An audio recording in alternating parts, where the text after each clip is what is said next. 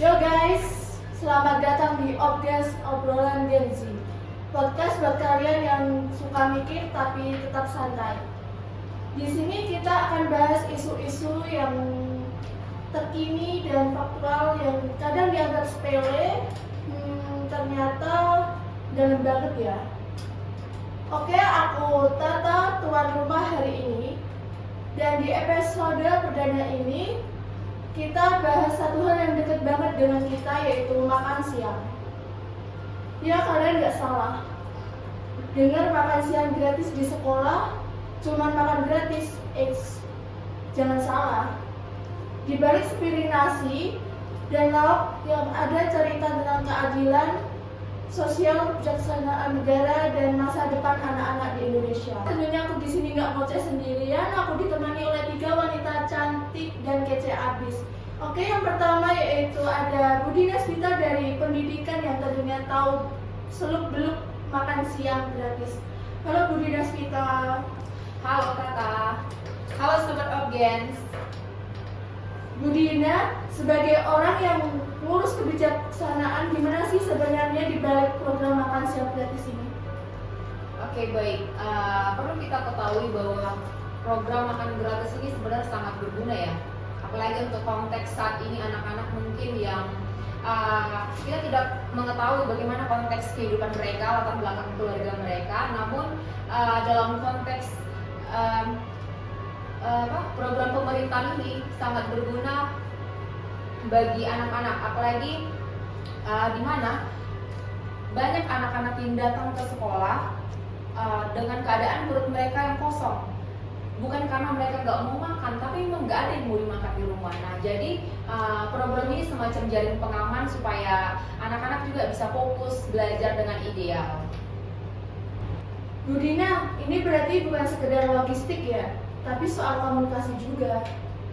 Nah, betul banget. Kami juga belajar kok. Sekarang kami meminta sekolah juga buat melibatkan murid, juga siswa, terutama orang tua untuk mempersiapkan menu mereka. Jadi contohnya seperti di Wamena, kami juga melibatkan makan seperti ada pisang rebus, ada juga ubi, sayur gunung. Jadi gizi tetap masuk, tapi anak-anak juga merasa dihargai karena makanannya milik mereka. Oke, karena Budina ada keperluan lain dengan klien lain, terima kasih Budina atas kunjungannya dan melakukan podcast hari ini. Terima kasih kembali, izin Obgens. Dah. Oke, Sobat Obgens, karena Budina telah meninggalkan podcastnya hari ini dan melanjutkan perjalanannya untuk rapat selanjutnya. Kali ini aku akan bahas fakta-fakta dan teori-teori yang mendukung tentang makan siang gratis. Dan pertama-tama aku akan memberi kalian fakta terlebih dahulu. Menurut BPS tahun 2023, sekitar 25% anak Indonesia mengalami kekurangan gizi setiap harinya. Dan lebih parah lagi, menurut UNICEF dan Kementerian Kesehatan di Indonesia, 1 dari 3 anak di Indonesia mengalami stunting dengan kondisi di mana pertumbuhan otak dan pertumbuhan tubuhnya mengalami gangguan dan kekurangan gizi kronis. Jadi kalian bisa bayangin nih, kita lagi pelajaran bahasa Inggris, matematika, kimia yang memerlukan otak yang lebih berat nih ya, tetapi perut kita keroncongan. Jadi menurut kalian gimana sih guys? Lalu aku akan memberi fakta lapangan yang ada di Merauke yang dilakukan oleh Tati dan teman-teman pada 2025 yang melakukan riset di Kabupaten Merauke, Papua Selatan. Mereka menemukan program makan siang gratis memang memberikan dampak positif bagi anak-anak karena anak-anak lebih semangat untuk pergi ke sekolah karena mereka membayangkan mendapat makan siang gratis yang lezat dan bergizi dan tentunya mengurangi beban keluarga juga ya. Tetapi sekolah-sekolah di daerah terpencil seringkali menerima keterlambatan untuk makan siang gratis. Bahkan ada juga yang tidak dapat sama sekali. Padahal mereka mereka yang paling butuh. Yang ketiga aku akan memberi teori tentang keadilan sosial, yaitu dari John Rawls. Dan sekarang kita Sobat Obgens pernah kan mendengarkan di kelas Pancasila tentunya ya, atau PPKN waktu sekolah seperti SMP, SMA, atau SD, tentang teori keadilan dari John Rawls. John Rawls mengatakan bahwa keadilan itu bukan semua orang yang dapat sama rata, tapi yang paling tertinggal harus diprioritaskan. Itu disebut dengan difference principle. Nah, kalau makan siang gratis ini cuma lancar di kota-kota besar dan anak-anak di desa ditinggal dan nggak dapat, berarti belum adil dong. Jadi Sobat Obgens, hari ini nggak cuma ngomong makan siang, kita ngomongin kesempatan hidup yang layak dan tentunya adil buat masyarakat di Indonesia.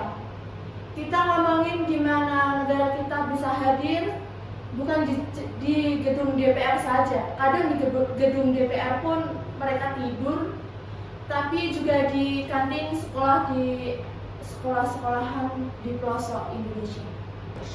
Yang kedua ini ada aktivis mahasiswa yang berpikir kritis dan galak soal ketimpangan, tapi hatinya sangat lembut. Halo Mirel. Halo Sobat Genzi.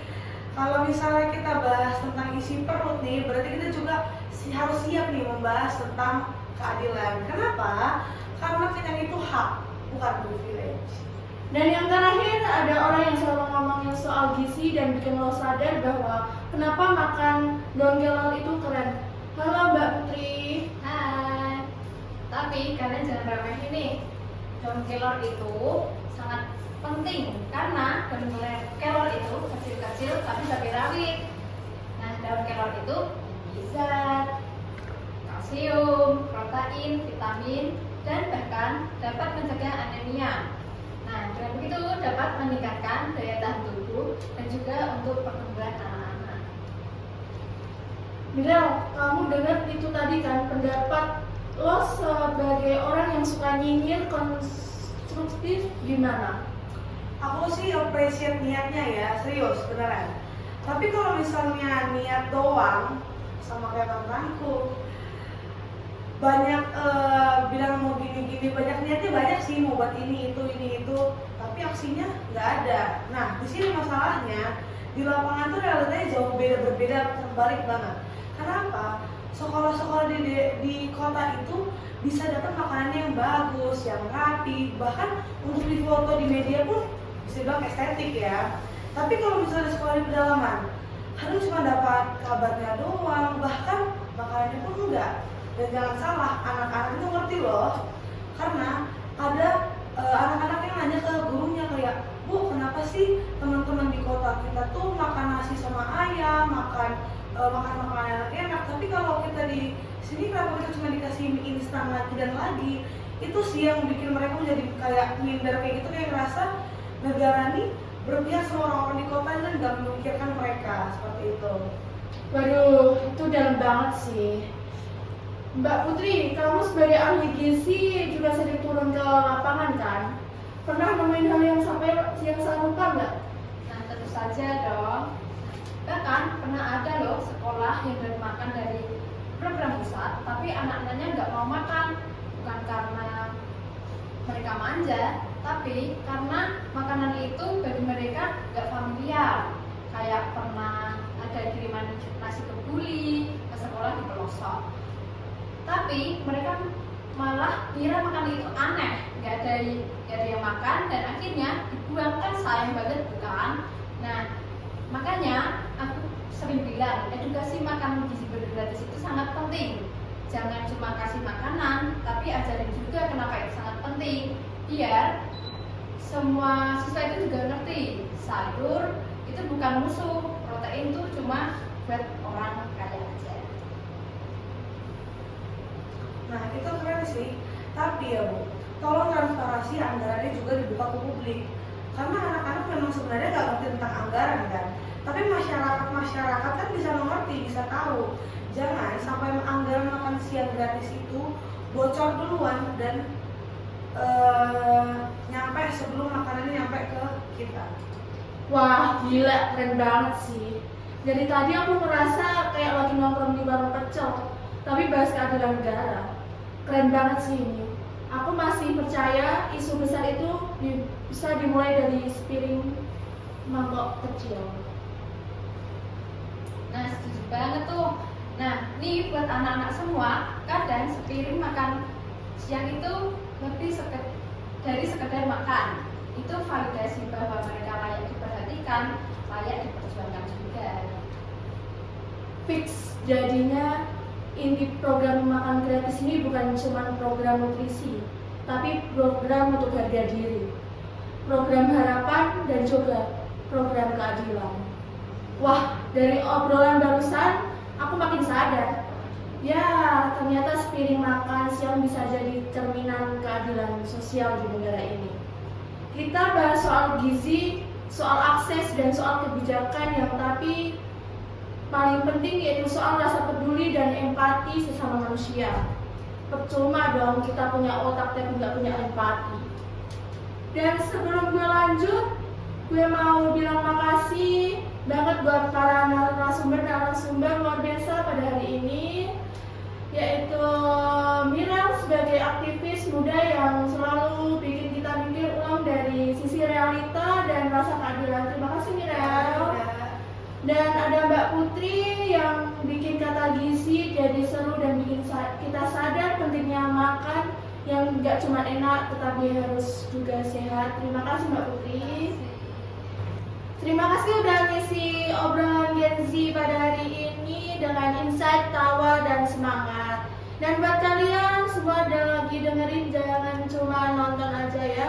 Kalian bisa bantu sebarkan cerita ini, kalian bisa ngajak teman kalian untuk diskusi. Kalian bisa komen, subscribe, dan bergerak, dan atau cukup buka mata kalian, empati dan hati kalian buat orang lain yang membutuhkan di luar sana. Jangan cuma buka hati buat mantan saja ya.